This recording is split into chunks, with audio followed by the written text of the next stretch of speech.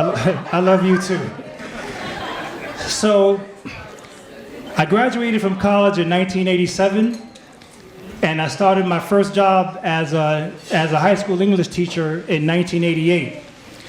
At the time, the starting salary for a teacher who had no certification, no master's degree, just starting out, was $21,000 a year in New York City. I would get off work as a teacher, and my father lived quite close to the school where I worked, so I would get off work as a teacher and I would go and visit my father, but I didn't visit him at his house. I visited him at this underground illegal gambling operation where he operated the door.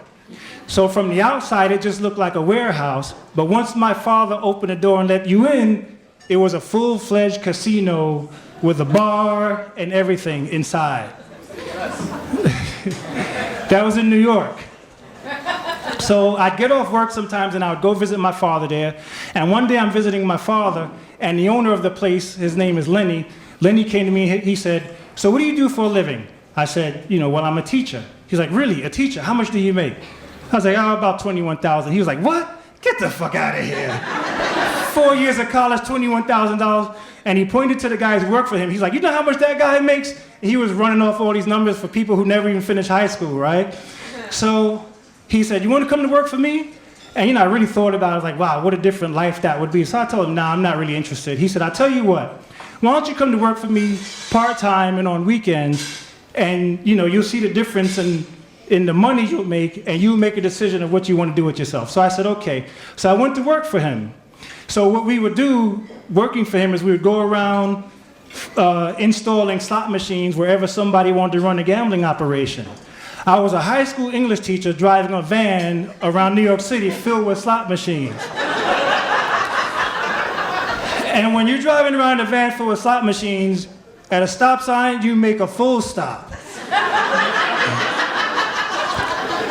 And one day I went to one of the spots, and what I didn't know was that he also had jukeboxes. And when I went to one of the spots one night, and we went to service a slot machine, the proprietor at that place said, "How come no one ever comes to service the jukebox? We need a jukebox service. We need our records updated," and so on. So when I went back and told Lenny, I said, "Lenny, what about the jukeboxes?" He said, "I'll tell you what, teacher, why don't you be a jukebox guy? That way, you're a teacher, you don't have to really get your hands too dirty." I said, "All right." So I became the jukebox guy. I would go around to all these bars and clubs, and I would cash out the money from the jukebox, and I would give the owner their half, and I would take my half. But also, I would have to update the records. So I would go to a record store, and I would order 20 copies of dun, dun, Just Got Paid, dun, dun, Friday Night, and give me 20 copies of It Takes Two by Rob Bass and Easy Rock. So I was doing that, and then one day I went into this one spot where I had to service the jukebox, and while I was there servicing the jukebox, the payphone rang. This was 1988. The payphone rang, and it was my boss, Lenny. He was like, "Maxie, that guy really needs his slot machine service as well, so can you do that while you're there?" "All right, no problem." So I emptied out a couple of his slot machines for him. Then I did the jukebox last. So while the owner and I were in the back counting out the money from the jukebox, we heard in the front, "All right, everybody get against the wall, put your hands up." And we looked at each other, and we started trying to gather up all the money and put it away. Next thing you know, this cop came busting in the door in the back, and he saw the both of us standing there, and he knew right away where I was from. And it turned out they had busted all the gambling spots at the same time, trying to get to my boss, the source of all the slot machines. And so once the cop saw me, he looked at me and he was like, "Uh-oh, I think we got who we're looking for. You can let everybody else go."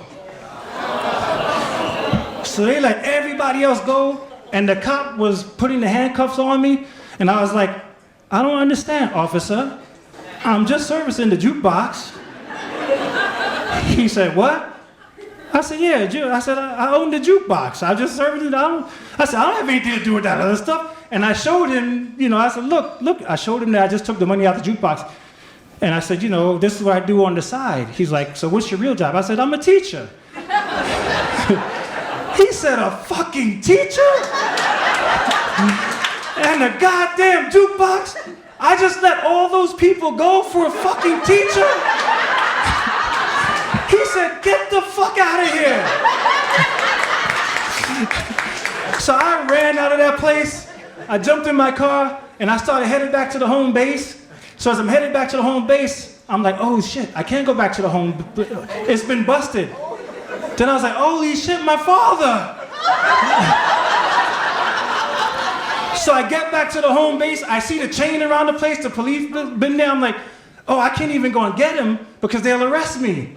So I was like, let me just go sit in the bar and think about it. So I go to the bar. As soon as I walk in the bar, who's sitting there? My father. And I was like, Dad, what are you doing? How did you get here? He said, oh man, they busted in the door and just pushed me to the side and said, get out of here, old man. He said, what are you doing here? He said, you must have been in between stops. I said, Dad, jukeboxes, man, jukeboxes. He's like, holy shit. He said, I'll tell you what. My father said, I'll tell you what. This is it for me with the life of crime, man. He's like, I'm too old to be in jail. I said, Dad, I'm not as old as you, but I don't want to go to jail either. I know what I want to do for a living now. Thank you.